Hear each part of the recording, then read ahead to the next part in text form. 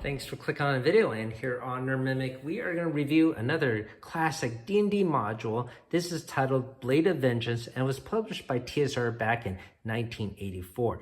This has the designation of O2, O standing for one-on-one, and there were only 2 modules in this series. This one was developed by the UK team and authored by Jim Brumbrough, who helped author some of the UK modules which we reviewed in the past. So we've done almost 25 to 30 modules so far on this channel. I'll try to get to the rest of the alphabet soup later, but if you want to see the ones we've already done, you can click our main channel page and I'll put a playlist of those modules. Welcome to the channel where we munch on multiple nerdy things, from board games to Dungeons and Dragons, comic books to toys, video games on Saturdays, and gamer snacks on Sundays. We also do monthly giveaways, and this is our giveaway for the month of April. It is a number of family weight board games. So I'll put a link down below how you can win this cool prize. And if you're watching this from the future, you can click our main channel page to see our current giveaway. And if you enjoyed the video you're about to watch, hopefully consider hitting that like and subscribe. It's free to you and helps us out on the channel. Thank you for watching. Before we dive deeper into this module, I want to give fair warning that obviously there are going to be heavy spoilers to this adventure as I do 100% flip through of this book in 4K so you can read along with me. I want to take a moment right now to compare the first adventure in this series with this one, number 2, and then we'll get deeper into the adventure itself of Blade of Vengeance. Now, when I compare these two, I don't want to sound like I'm against this one. I'm just giving a comparison between this and that. I do like this adventure quite a bit, and it's really cool in its own epic way, but these two adventures are quite different. First of all, this is a campaign tournament module, and this is not. This plays like your standard adventure module. This is adventures set to take place within 30 minutes. This will take many more longer gaming sessions. In fact, there's a calendar in here which spans 30 plus days. So 30 minutes versus 30 days. In this module, you have to play this set character within this adventure, a thief at level 8. In this one, you play an elf at level 7, and it is stated that you can use a different character if you wish. However, the story is very geared to this specific character. In this adventure, you can complete it without doing any combat, using your wits. However, in this one, combat is unavoidable. There are multiple points throughout this story where you have to fight. In fact, there are tests of strength, and there is a very big climactic battle at the very end of this module. The adventures here take place in a certain linear order in a small set of rooms. This is more in an open world setting, so you can see how it can span a time frame of 30 days as you're going to be traveling to and fro. This adventure has no wandering monsters, and there are actually wandering monsters in this adventure. As I mentioned previously, I don't want you to think I think this is a bad adventure. I think this is quite cool. It's just that they are quite different on opposite scale of things. I do wish that they had more adventures like this though, that were tournament-based, point-based, and sort of standardized and very quick to play. This is a fantastic one, and if I had to pick between the two, I think this one is far superior, but I don't want you to think this is a bad one at all. This is quite fun in its own right. That's enough of an overview. Let's take this module away, and let's get this one out of the protective bag. So, right off bat, we have the cover art, of course. The cover art and interior art are both done by Jeremy Goodwin. I think the interior art is probably more spectacular than the cover here. With that being said, the cover art features our elven hero, and this is a scene later in the module when he acquires some magical items to help him with his epic climax battle at the very end. Let's flip it to the back side. And we can see a description of the story here. You are going to play Aristel, a famed elven champion and magic user. So you're going to return back to your hometown after years of adventuring, and you're going to find it being destroyed and in smoke. And you are going to investigate what happens and get vengeance. So therefore, the title right there. Let's get the booklet out of the map cover. And here are some of the maps involved in the venture. We'll cover this a little bit later when we get to those points. Let's take a look at this booklet itself first. We're going to start off with our homecoming here, finding our town destroyed. We're going to search the local region, get some clues to see what happened, and eventually we'll make our way down to the boss battle at the very end here, the lair. Let's take a look at the actual character that they recommend that you play, and we'll jump to the middle of the module where the character sheet is. Okay, yes, right here. So this is the character you are suggested to run, Aristel. This adventure states that you can run this character as either male or female, depending on your preference. You are playing an Elven class though, level 7, and you can see the associated stats and abilities here. This character will have some access to spells. They're listed on the back page here. But before we flip it over, you can see that there's some magical equipment this character has already in possession. Let's turn the page here. And you can see the list of spells in the character's spell book. So quite a number of them. This module is quite combat heavy, and you do have access to your warhorse here, as well as a pair of war dogs. So they will help aid you in this adventure. And you can see there's some tick boxes here just to make record keeping of the hit points easier for the DM, I suppose. We'll get to this Legend of Galdinor later, but I'm going to flip the page over here and just show you this character family tree. It's quite involved and extensive. So you probably should run the character that they list, as a lot of these characters are introduced in the beginning, and it might not have any impact if you're just a side participant. Okay, so let's flip it back to the front here and start with the first page of our adventure. This is giving you a general overview of the story. Essentially, long time ago, there was a large red dragon terrorizing a valley, and an elven hero, Galdinor, slew that dragon. Many years later, one distant relative of that red dragon has returned back to this region and is now terrorizing this area, I suppose giving dragon vengeance. And now you are returning back home, finding your hometown destroyed by this dragon, and looking for clues who did it, and it'll be pretty evident it's a dragon, and subsequently how to find that dragon. Theoretically, our hero could possibly end up and finding the lair right off the bat. However, once he enters the lair, he'll probably be wiped out because you have to fight this humongous red dragon. Not only that, there's actually 3 red dragons in this lair. So with the current stats that you saw, he'd probably be outmatched. So therefore, you're going to have to go on this adventure, talk to multiple NPCs, get some special gear to help you fight in the very climactic battle at the end of this adventure. Let's turn the page. Here is a wonderful cover showing your homecoming to your town. You can see the trees are in blaze and flame, and there are some hobgoblins blocking your way. So your hometown of Dornrell is located at the bottom of the map here, and eventually we're going to progress northward. This hometown, the starting area with the burning tree, is depicted here, as well as some of the other locations we will visit soon. This very first encounter with the 4 hobgoblins here sets the pace for the entire module, as it is a confrontation, unavoidable. Sure, you could maybe talk your way or trick them, but it's not really in your skill set to do that. Nearby, there are a pair of ogres here. We're going to turn the page. And there are more creatures to be encountered. We have a pair of direwolves escorted by 5 hobgoblins here. This is going to be a harder encounter to avoid, as they are wolves. However, it states here specifically you have a 1/3 of a chance of evading this encounter if you just hang back into the forest. But you do want to investigate what is happening. A lot of these creatures are distracted by the town being ablaze, and they're searching for loot. So your character will be able to get the jump on there and get initiative. The more notable encounter is this one with the King of Hobgoblins. He's basically standing over your parents' corpses, and multiple other relatives that you saw in the family tree are dead because this town has been essentially wiped out.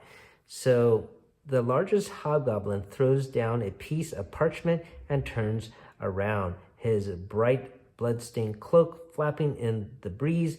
He heads in the direction of the stables, followed by the other two, and you notice your mother's bow and quiver slung across one of their backs.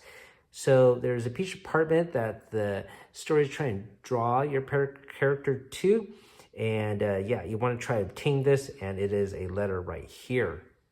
The letter here is from the player character's great uncle Drunder, and he has noticed that a lot of the creatures nearby seem to be more aggressive and acting in a more coordinated fashion. There is a hermit that seems to be knowing what might be going on, and he is suggesting that the other town folk talk to this hermit and investigate what is going on. Now it will be up to your player character to do that. Now, there's no reference to an attacking dragon in the letter. However, the town itself will be pretty obvious, and the DM should describe it as it's caused by a large creature. We see large footprints on the ground, claw marks, and of course, scorch marks. And it should be pretty obvious it is a red dragon involved in this attack. Upon leaving this region, there is a forced encounter with a giant Draco lizard. I suppose the reason for this is the author is setting the stage for an unavoidable combat with a large red dragon. I prefer adventures where you can avoid combat if you can. Some of the UK modules were very famous for having that ability. This one does have, as I mentioned previously, a lot of combat. Regardless, let's move on. So now we are going to investigate the surrounding area here. And speaking about a lot of combat, here is a list of wandering monsters. And on this table, a roll of 1 or 2 on a 6-sided dice means an encounter has occurred. You're supposed to roll twice in the daytime and once at night. So quite a number of encounters are definitely possible. You can also see here there is a list of events, and there are days associated with it. So basically, even if your player character is not in a certain location at a certain time, there are other things going on that sort of progress the story. I think that's a very cool aspect. Here is day 3, an encounter with a raven that will speak and say, "Seek the hooded one in a cave of blue." So giving you a little clue there about entering the Cave of Visions in Area 11. This area of Amarlaz is on this large map, as I showed you previously. So you can end up having your player character explore in many different directions. So this is a time frame of certain events occur on certain days. And of course, if you reach certain locations, different things will happen as well. So here on day 5 is encounter with a centaur. Here, this centaur will basically challenge him. "I am the ruler of roads. None may pass without first battling me in single combat." So this essentially is another test of strength to see if your character is strong enough to survive the upcoming battle. You should be able to defeat the centaur, and this is another mechanism to be able to recruit him, as he will be impressed with your strength and want to join you on your adventure. Our player character will definitely need help. At the very end of the adventure, I mentioned there are 3 red dragons waiting for him, but also in between, there's an army of 3,000 strong. So let's flip the page. You can see some various other encounters listed by days. Day 7, 9, 10, all the way down to 31 here, 35. So certain things will happen even if the character is not going in the right direction. I think this is a very cool mechanic. However, it makes DMing this module on the difficult or advanced side of things. It's definitely not a beginner module at all. You have to have in mind a timeline of events, and when your player character enters a certain region, maybe it's already been destroyed by the dragon or attacked or raided by some of his henchmen and gnolls or hobgoblins or whatnot. So you have to keep track of all those finer details. Now, the very first set encounter here, number 2, that is where your uncle lives. That should be easy to find, and the DM can just basically point the player character in the right direction, as he can sort of recall where his uncle lives. So that will be number 2 here on the map, very close by to the hometown. The main reason for the encounter with the uncle is to explain what is going on. The letter that he wrote referenced goblins and creatures working together, but now that the hometown was destroyed right next door to him, he knows that a dragon did it, and he's putting 2 to 2 together, and he's going to tell the nephew about the legend of Galanor. So this is how your player character is going to get this information about this legendary elven hero that slew a red dragon previously. So let's turn back to the middle of the module where the legend is detailed. And you could either pull this out, which of course I will never do in a module, or you could just photocopy it and give it to your player character. This legend is not just on this page, it also spills over on the opposite page here at the bottom. And basically, it mentions a couple important things. Galanor had use of a sentient sword, Scorbane. And so this is one of the magic items that your player character will need to attain to fight the dragons later. It also references a couple of locations for which the uncle's not really knowledgeable about. However, he will recommend that you talk to the hermit that he mentioned earlier in his letter. So that becomes the next plot point you want to point your player character to. So let's go to the next page here, page 12. Actually, before we get into this section, just right before, on page 11 here, you have an encounter called the first encounter with a Sargu. Hopefully I'm pronouncing that correctly. It's a new creature. And basically, it's almost like an impish, fae kind of creature.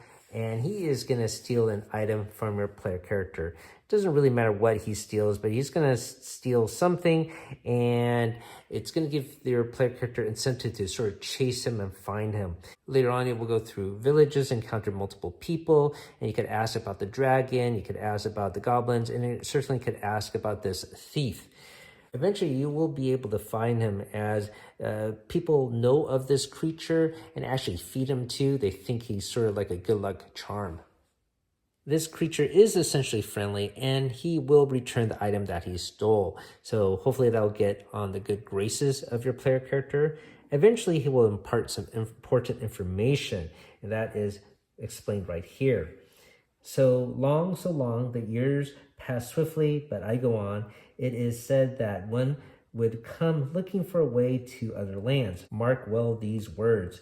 Before me lies the silver moon, and stars encircle my brow.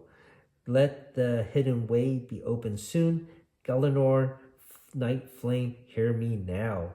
Forget not these words, lest your tasks go unfulfilled. So this is a clue as to what to do a little bit later in the venture. Let's turn the page. And this is going to have the encounter with the hermit, which is our goal. The hermit actually is not home. He actually has been kidnapped by a group of hobgoblins. So the player character can try rescue him from the hobgoblin camp, or just search his original cave here and find some scraps of information. And it also has the same riddle that that fae creature had. So there are multiple different ways for the player character to find the same information. He doesn't have to explore every single location. This now brings me to the biggest problem I have with this module. It's not that big of a problem, but it's still an issue. The fact is, the hermit is not to be found anywhere throughout this adventure. So he's not at home. He also is not in the hobgoblin camp that kidnapped him. You will find evidence of hobgoblins at his cave and find a trail that leads to this area, but he has already escaped the hobgoblins. Eventually, he will show up. It says here on day 35, he'll return back home, but your player character probably won't be in that region. He'll be long gone. And even if he does return back home, there's no stats for the hermit at all. This hermit is supposed to be a major plot point for your player character. So to find him missing and not available, it's a bit odd. I wish he was there and can pass on this information. And so typically what I do is I have this creature here that stole the magic item and gave this information. I have him be the hermit, essentially, because if you take a look at the creature, this is that new creature that stole the item. Well, he looks sort of hermit-like to me. The hermit cave is in this location here, and this creature lives right over here. It's really close together, so I just blend it together, and I would highly suggest you do the same too if you ever run this campaign. Let's go back to where we were. And the next place of interest is this fairy ring, location number 8. So that is right here. This place is important because there is a group of pixies, and if your player character asks these pixies for information about that riddle that he found, they will say, well, we could tell you what we know about that, or we could tell you information about Galanor. However, you need to help us first. There is a troll that is bothering us, and they want a tit for tat. So you need to fight a troll and his henchmen, and once you do so, they will give you more information on how to obtain the treasures of Galanor. We'll skip this middle section, which we already showed. So the troll is in location number 9, and that is very close by here, troll house. This troll lives in a 2-story habitat depicted right here, and there are 2 bugbears at this location as well. They're nothing special, but you just got to kill them before you move on. So, and once you do so, the pixies will tell a tale of Galanor sailing in a beautiful silver boat, and he went along the river of Green Flow. The place the boat sailed from is not known, but the pixies' legends speak of the moon being reflected in the pool of water next to 2 tall pillars. These tales have been passed down. So this gives your player character a clue that the silver moon bro is referring to a reflection of the moon in the pool of water. So that gives you a clue that, yeah, you're going to have to search the river course and maybe find a lake or something that matches the structure. These pixies will also tell the player character the location of a magical mushroom ring, and that is location number 10 next. And it is really close by. It's, in fact, in between the pixies and the troll house right here.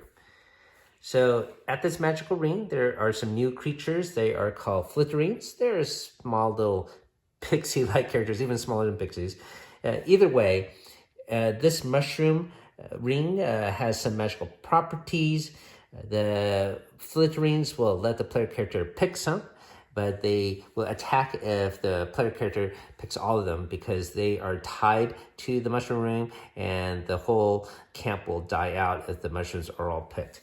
Either way, the blue mushrooms will give a neutralized potion spell. The red mushrooms will give a haste spell. Yellow ones will do a clairvoyance spell. Green ones will act as cure light wounds, and orange one will provide a nourishing meal. So pretty helpful for your adventurer. Let's move on. The next location is number 11, the Cave of Visions, and this was alluded to by that raven at the very beginning of the adventure. Cave of Visions is located off this side here, so if the player character starts to investigate the river, well, he's going to actually head off towards this direction, and here is the map of Cave of Visions. So at the very entrance is an encounter with an owlbear. So how classic is that creature? It's interesting that we tie owlbears to D&D very strongly. However, I rarely see him in actual modules, but he is in this. There is also a crab spider in this location. But more importantly, deeper in, there is a bone golem. And he does talk, and he asks the player character, "What is your name?" This is a small little test, And basically, the bone golem is looking for the truth. If the player character lies about his name, then he will attack. If he tells the truth, he will say, a gift from the pool, throw magic into its waters, and a vision you shall see. So the player character has to throw a magical item. It can be any such magical item, but it'll be lost forever. And then the player character will see a vision. The pool will slowly swirl and show the player character a vision of the shattered pillars at night. So that's the location that the pixies mentioned earlier, where there is a reflection of the moon at night with two tall structures.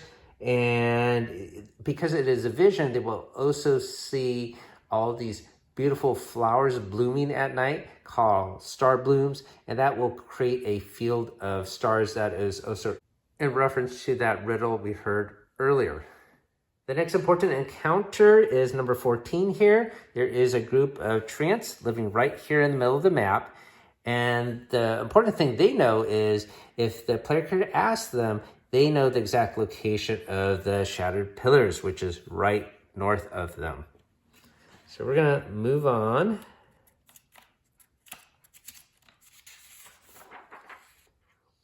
The next location of note is the Circle of Dreams.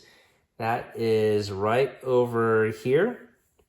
And it should be easy for your player character to find, because once they get the clue of following the course of the river, this is going to be one of those locations.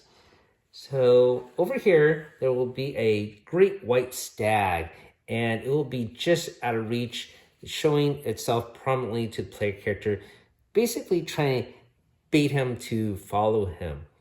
So hopefully your player character does, and he will lead him across a bridge where there is an ogre. So this essentially is another test of strength, and your player character must defeat this ogre to enlist the aid of the white stag. This creature will lead you to an ancient and weathered stone circle, so it will look important. The stag leaps onto the slab in the middle and stomps its front foot. The beast then shimmers and slowly begins to fade away. Soon it is gone. Only the stones and the slab remain. On the slab, the player character will find a cloak of oak leaves and a crown of holly. And the player character has to actually put them on, and he will fall asleep and be transported into a dreamlike world.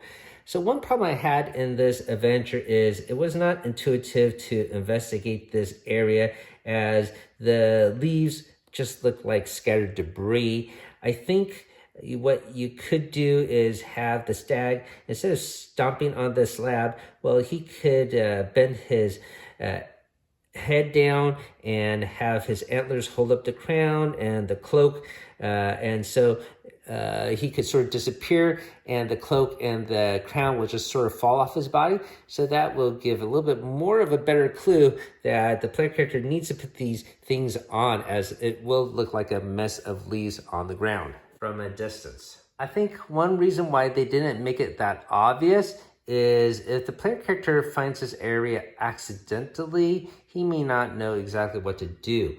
Later on in the adventure, there is a creature that will actually tell the adventurer about this Circle of Dreams and what to do there a little bit more specifically. Anyhow, the player character will see a vision of Galanor, and Galanor will give the player character a gift of a circlet. This is a headgear that contains a resist fire spell, so very important to fight a red dragon. And he will also say, other items await you on Shining Isle. So that is in reference to the Shattered Pillars. So we are finally at the Shattered Pillars, and here's a very cool depiction of them. They are to the north, and the location looks like this. You can also see it is surrounded by a lot of overgrowth. So this is a animated brambles, and will prevent the player character from entering the area unless he has a circlet on his head. With the circlet, the animated brambles will move out of the way. If not, the player character will have to do some destruction with a fireball or attack it with a sword or axe. Either way, once they're at this location and at nighttime, because you have to have the star blooms blooming, you need to wear a crown of star blooms and then recite the riddle that you heard before. And then once you do so, a silver ship will be summoned and be able to carry their player character off to the Shining Isle. I don't know if you want to really incorporate the detail of the player character wearing the wreath of star blooms. If you want to do so, you should probably mention it in the vision and have the vision showing the player character wearing a wreath of star blooms. That's a detail they sort of left out, but you might want to add that to make it a little bit easier for the player character to meet the conditions for this. Let's turn the page. So the next location, of course, is going to be the Shining Isle. And it's essentially up in the sky. It is a very small location depicted right here. Here is the boat, and you're going to progress all the way up this path to this tree location. So along the way, the player character will meet the Silver Warrior. And this is another challenge. So he will say, Aracel, you have come to seek the treasure of Galdinor. To prove yourself worthy, you must first defeat me. This creature battle is difficult as he can turn invisible and will give the player character a -4 penalty. But once the player character defeats this warrior, he will be able to move on. Now, if the player character loses, he will be transported back down to the surface with 1 hit point left and can heal up again and try again later. I wish that this battle was more in actual preparation for the Red Dragon battle. For example, maybe if the warrior had access to fire powers, and it will teach the player character how to use the resist fire circlet to the best of his capability. Maybe if he also had access to other weapons to actually make him stronger to fight, then I could see a need for maybe another challenge for strength. But all these challenges to test the strength of the character, I mean, they're all the same. The stats of the player character is not going to level up between 8 to 9 during this adventure. So I don't see the reason to have repeated battles unless it was something specific, preparation for the end game. Another example would be that maybe these guys know that there are 3 red dragons. So maybe a battle against 3 foes rather than 1 in allusion to what's coming up next. I think I would prefer something a little more thematic, just something to think about, as these repeated battles I was not really a big fan of. Another location of note is this Bridge of Change. So that is right in the middle of here. And this is the only puzzle within the game, aside from that riddle about the location, which is not really a true puzzle. So here, there is an invisible bridge, but the player character will have access to the Detect Magic spell and be able to find it easily. However, when you cross this bridge, you will be flipped around halfway through and end up back at your starting location. So to solve this puzzle, you must walk across the bridge and halfway walk backwards, and then you will be able to cross it. So a silly little puzzle, but I guess it's cool nonetheless that there is something of that nature. O1 had a lot more puzzles, and this is the only puzzle within the module. Once the player character crosses the bridge, they will be in the Silver Glade. So here, there is going to be 5 apples, or large apples, and each one contains a magical treasure that Galdinor had. The most important being this intelligence sword, Scorbane. It is a +2 sword and +4 versus dragons with triple damage versus red dragons. So you can see why it becomes very important to get the right gear to fight and survive the end battle. Not only does the sword have strong abilities, it also has access to multiple spells right here, and we'll be able to guide the player character and be very eager to kill red dragons, which he is built for. The Guardian of the Glade, a Fëanor, which is a new creature here on the back. This Guardian will also give additional information about what's going on in the world and point out specifically that a Dread Dragon is the one to blame for all the destruction nearby, and states that it is holed up in the Misty Hills. The Guardian also alludes to that she will help the player character out by summoning a silver steed later for the adventure. The Misty Hills are located north and east of the Shattered Pillars here. And the location the player character is trying to head towards is this mountain with a cave entrance that looks like a skull. This area also has the army of the Red Dragon, 3,000 strong. So that leads to some of the wandering monster encounters here. But there also is an encounter right here at the entrance, number 22. And that is with a large Wyvern is. So a Wyvern is not technically a dragon. I don't know if you would want to let Scorbane get some bonuses because it is a dragon-like creature. I'll leave that up to you. I just don't even like having this dragon-like encounter right before the entrance. It's just off-putting and might prevent the player character from being strong enough to survive the encounter in the cave. The cave complex is quite vast and many encounters to be had within. We'll flip the page here. So the player character is going to have to sneak in through the skull-like entrance. It also states specifically the character will be alone, so you're not going to be able to bring your war horse or dogs or any NPCs that you encounter along the way with you. The best course of action for a player character would be, of course, to sneak all the way through. That might be a little difficult for your elf, as he is not a rogue. We have here 16 gnolls. We have 2 orcs. We have 30 orcs here. We have a hill giant and 3 ogres. And in K5, we have the army of the dragon, where there are 3,000 humanoids strong in this valley. So they are holed up over here in this large location. I should also very quickly point out that this location with the skull, that is right over here. The entrance to this cave structure is down over here. So when you're encountering all these guards or whatnot, you're going to go through this small area. The large army will be in between. So somehow the player character has to get from this to there. And there is a pathway off to the side. And this is where you're going to encounter a hill giant. And after 2 rounds, a griffin will come and aid you in the battle. So that is the steed that the Guardian mentioned earlier and will help you in this battle. And as it carries you off to that skull area, you will encounter a manticore and there will be an aerial battle. So it's pretty epic. Let's turn the page. And now we are in the lair of the dragon. So here is the dragon's lair. This is the openings to the skull-like entrance. So here represents the eyes. The main dragon is right here. And when the player character enters this area, by the way, there's a pit here just to deter you.